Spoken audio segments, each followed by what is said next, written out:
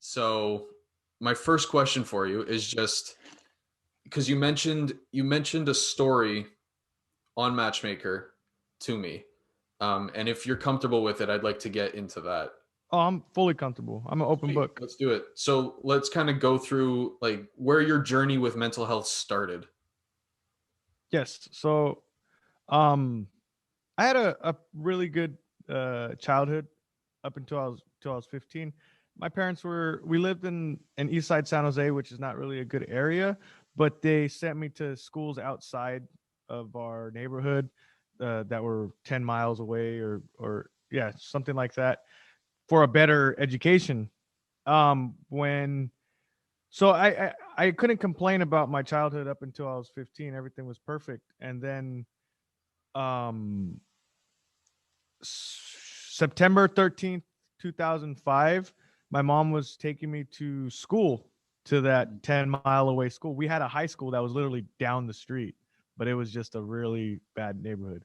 Hmm. And we're we're literally a block away. We're turning left onto the main main street that connects it to the freeway. And then my mom turned left. The incoming car didn't have a stop sign but didn't see my mom. It was speeding and basically hit her side. So the car T-boned and basically bent in, and my mom ended up right next to me, and the her side was crushed. She wasn't physically crushed, but I mean, you could see it was like she wasn't going to make it. And that's when it's crazy because my baseball coach at the time for the youth sports, not for high school, because I was playing both, had seen the car accident. He jumped out, opened the door, pulled me out. And when you go through that traumatic event, like you don't really know how to handle it. Hmm. So everybody already called 911. The people that saw it, everybody in the area already called 911, but I didn't know how to react. I just seen my mom. I mean, she was dying basically, and she was conscious a little bit, but wasn't talking. She wasn't responsive like that. Um, and I decided I had my cell phone. I'm calling 911, and the operator's telling me, "Hey, we already had people going to the scene. You've been in an accident. You need to lay down." And I felt fine. Like I thought I was okay, but then I realized I was in an accident. It took about a good 20 minutes or 10 to 15 minutes to finally realize that you were in an accident. My body started going into just like pain. Ended up, so I went to the floor. I just laid down. I was like far away from the accident too. I just laid down and just waited for the ambulance to get there. They picked me up. I ended up having internal bleeding. I basically ripped my spleen open, or I don't know if it's open. It just burst basically, and then my liver was lacerated. It was cut, and then it was pretty bad. I almost died myself too. I was in the hospital for about a month.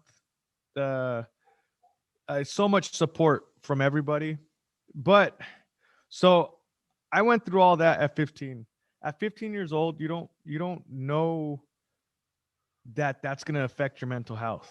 Hmm. Like I'm thinking like, okay, I went through this shitty event. Sorry if I cuss. Sorry. No, you can cuss. You can Okay, cuss. I went through this shitty event, and this is gonna suck. But I didn't realize what was happening to me. I'd go to sleep. I would have nightmares. I'd wake up sweating. I couldn't concentrate on anything. Um, it was just anxiety all the time. It just I didn't know what was happening. No one really explained it. Everybody, like the way the adults treated me around me, my dad, my teachers, they treated me like I was mourning for my mom. I didn't need that help. Like I was I was okay. But what was bothering me was that I just seen someone die. Hmm. So it was PTSD. It was all like depression. It was I needed help with that, because at 15 you're not supposed to see that, Yeah. and especially that close to you.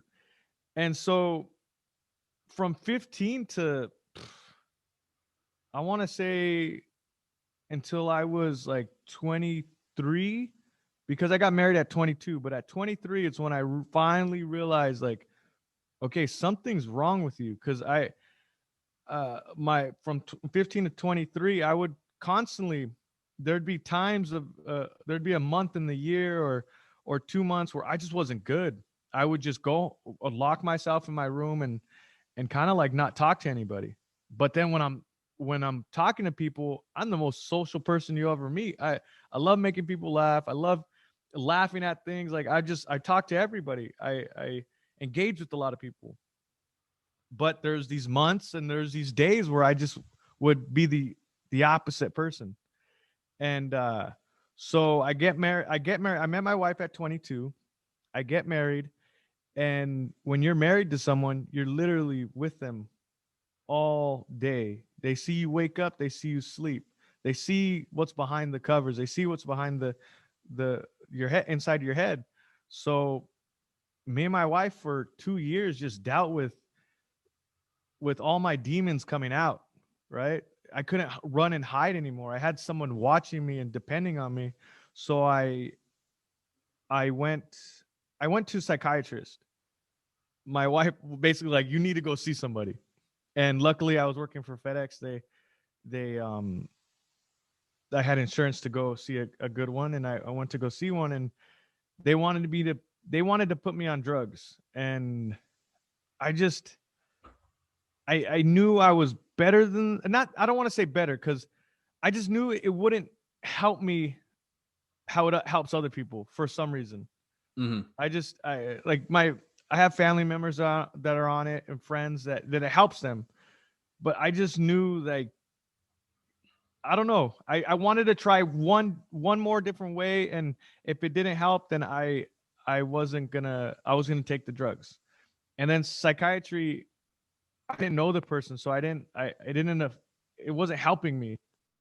So I ended up finding martial arts. I found martial arts when I was 22, but I wasn't taking it seriously. 20 around 23 is when I really was working out 4 hours a day, uh just getting my body right. And and that really helped. It really helped. And I have my moments, but I've never had to go back to psychiatry, or and never go on prescription pills, which is it's okay for other people to go on it, but I just, for some reason, I just think it's not going to help me. And at 28, sorry if I'm telling you my whole story. So No, this is is great. this This is okay? great. Yeah, yeah. Okay. At 28, so I got a full time. My goal was to fight, but I ended up getting married, and we ended up moving out, and because we were living in a bedroom. And me and my wife and my daughter, my stepdaughter, and I looked at the room we were living in. It was just a bedroom. It was the three of us in a bedroom, and I said, both me and my wife wanted to move out. So we ended up moving out, getting a place, and more bills, more responsibility, and that was on my plate. And I wanted to fight at the same time. It wasn't going to work out, so I had to give up the dream of fighting. And so years go by, and I'm just waking up, commuting an hour, going to work, commuting back for traffic. It's like 3 hours to get home. I'm not living. And all the trauma and all the anxiety I was dealing with, everything that was from my past, it started to creep up again. And I went out, I shot my weight up all the way to 260 pounds. I was mad all the time. I was back at square one, 28 years old, back at square one. And my family wasn't happy. My daughter wasn't happy. My wife wasn't happy. We were just miserable. So we had an incident with my daughter, who was dealing with stuff at school, and she was dealing with the stuff at school because me and my wife weren't home. We were constantly commuting together to another city, to the Bay Area. I live in California. And we had to make a decision. Who Someone needs to be home. It was my sister taking care of my daughter, but my sister's not her parent. And so we had to make a decision. I ended up being me. I had found martial arts before that. I had found an MMA gym before that, and I had fought one time before I quit my job. And so that's why we decided to be me, because I had fighting, right? And so I quit my job, and now I'm basically doing it full time, martial arts full time, coaching. Because of the pandemic, there's no fights right now. It's hard to find fights. We had to travel. Um, but I went for 2 years. All I did was just train and fight, and I haven't been happier. Like, to be honest, like I think the route of getting a full time job and and just paying the bills, going to work, waking up, going to work, coming home, sleeping, going to work. It wasn't for me. For some people it works, but for me it was bad. I can't do that. I need to I got to go after my dreams, my passions. Mm-hmm. Yeah. Yeah, man. Absolutely. What a story, man. Holy crap. Sorry. No. In a good way. I mean, sorry. Yeah. No, that was great. So how did And I'm not a pro fighter or anything. I'm not rich. I'm not I don't want I want my story to be truthful. I don't want people thinking that I made it. I'm successful. No, I'm in the middle. I'm in the middle of the beginning of going after my dreams. I'm not a successful person.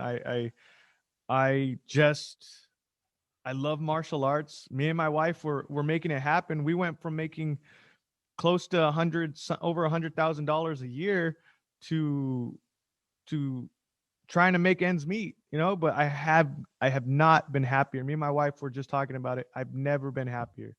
So Well, in a way that determines success though, doesn't it? Being happier than before.